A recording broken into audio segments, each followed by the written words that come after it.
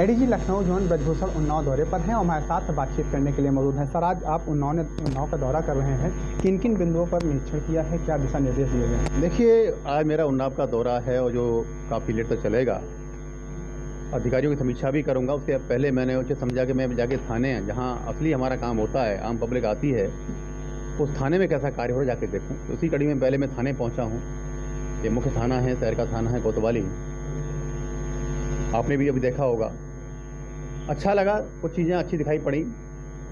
साफ सफाई है, आम पब्लिक के बैठने की व्यवस्था है, उनके सुनने की व्यवस्था है, शिकायतों का टाइमली डिस्पोजल हो रहा है।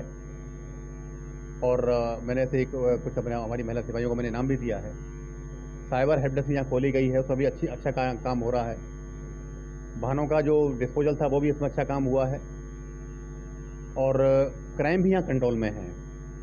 इसके बाद मैं अभी पुलिस लाइन जाऊँगा, वहाँ डिटेल में समीक्षाएँ हर हेड में होंगी। इतना मैं आपको बताना चाहूँगा कि पूरे जोन में इस समय हम लोग अपराधियों के खिलाफ, माफियाओं के खिलाफ एक कार्रवाई का अभियान हम लोग छेड़ रखा है। पिछले 4 महीने में लगभग 98 करोड़ की संपत्ति हमने जब्त कराई गैंग टैक्स में। 1027 अपराधियों को गैंगस्टर बंद किया गया है। 9 के खिलाफ रासपा में कार्रवाई हुई है। 460 अपराधियों को जिला बदर किया गया है। 88 ऐसे अपराधी जो अवैध शराब के कारोबार में इन्वॉल्व थे, उन पर गैंगस्टर लगाया गया है और लगभग 25 करोड़ की संपत्ति जब्त की गई है। गौ तस्करी, गौकसी करने वाले 231 के खिलाफ गैंगस्टर कार्रवाई हुई है। काफ़ी अपराधियों के शीट खोली गई हैं। 200 से अधिक अपराधियों के जो गैंग थे उनका हम लोगों ने रजिस्ट्रेशन कराया है। कुल मिलाकर के एक ऐसा माहौल बनाया जा रहा है, उसके पहले बना भी हुआ है, जो जारी हमारा है कि अपराधी हैं, माफिया, उनके मन में कानून का डर एक बना रहे। अभी आपने हाल में देखा होगा, एक बहुत बड़ा कार्य पूरे यूपी में भी हुआ है, जोन में भी हुआ है। हम लोगों ने धर्म गुरु संवाद किया और संवाद के माध्यम से ऐसा माहौल बनाया कि बिना किसी विरोध के, बिना किसी अड़चन के भारी संख्या में लाउड स्पीकर उतारे गए। हमारे जोन में भी लगभग 11,000 लाउड स्पीकर उतारे गए हैं और जो रह गए, जो अनुमति जिनकी है, उनमें भी वॉल्यूम उनका कम किया गया है। तो एक कानून का, जैसे कहते हैं ना, कानून का इकबाल जिसे कहा जाए, कानून का राज कहा जाए, वो किया जा रहा है।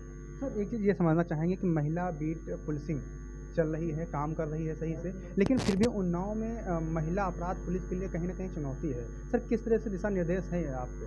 देखिए, पहली बात तो यह है कि उन्नाव में ऐसा कोई विशेष, जो आप कह रहे हैं कि ऐसा कोई चुनौती नहीं है।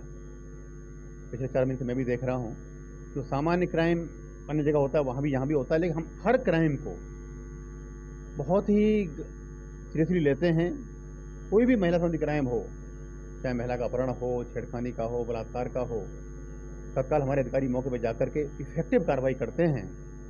और महिला संबंधी अपराधों में आपने अपने जिले में भी देखा होगा, हम गैंगस्टर में कार्रवाई कर रहे हैं।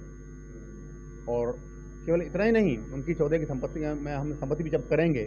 तो एक ऐसा माहौल बनाया गया और फिलहाल वर्तमान में कोई ऐसी घटना घटित नहीं हुई जैसे आप कह सकते हैं जहाँ कोई विशेष क्राइम हो रहा हो। लेकिन इसके बावजूद भी हम नॉट ओनली उन्नाव, अपने हर जिले में महिला संबंधी क्राइम हमारी प्रायोरिटी में है। उसके लिए महिला बीट बनाई गई हैं, हर हफ्ते गाँव में जा रही हैं, महिलाओं को जागरूक कर रहे हैं। जो पॉस्को के हमारे अपराध हैं, महिला संबंधी अपराध हैं, उनको छांट करके हम लोग कोर्ट में पैरवी भी कर रहे हैं और कमीशन करवा रहे हैं। जैसे अभी पिछले 4 महीने में भी मैं आपको फिगर बताना चाहूँ तो पॉस्को संबंधी 87 केसेज में सजा कराई और महिला संबंधी 177 केसेज में सजा कराई गई है। तो जो भी व्यक्ति ऐसे अपराध में इन्वॉल्व होगा उसके खिलाफ कार्रवाई होगी। एक छोटा सा सवाल, आपके द्वारा भी बड़ी कार्रवाई की गई थी। यहाँ पर जो हाईवे पर पेट्रोल रिफिलिंग तमाम तक शिकायतें आती रहती थी, कहीं ना कहीं कमी पाई गई है। तो अब किस प्रकार से पुलिस की चहलकदमी हाईवे पर है सर? देखिए, एक तो हमारी PRB की व्यवस्था पहले से ही है। 112 का हम लोग डिप्लॉयमेंट इस प्रकार से करते हैं कि जहाँ भी हमारा क्राइम का संभावना रहती है, भीड़भाड़ की संभावना रहती है, छेड़खानी की संभावना रहती है, तो वहाँ उनका हमारा डिप्लॉयमेंट होता है। इसके साथ साथ थाने से भी पेट्रोलिंग है, पिकटिंग है।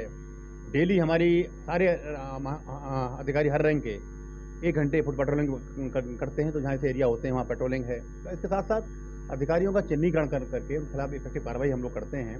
और अपराधियों के मन में एक ऐसा भय बना हुआ है, वो जानते हैं कि अपराध करेंगे तो उसी भाषा में उनको जवाब भी मिलेगा। धन्यवाद सर, बातचीत करने के लिए। ये थे एडीजी ब्रजभूषण, जिन्होंने साफ तौर पर अपनी बात रखी है और कहा है कि अपराधियों के खिलाफ कड़ी कार्रवाई की जाएगी।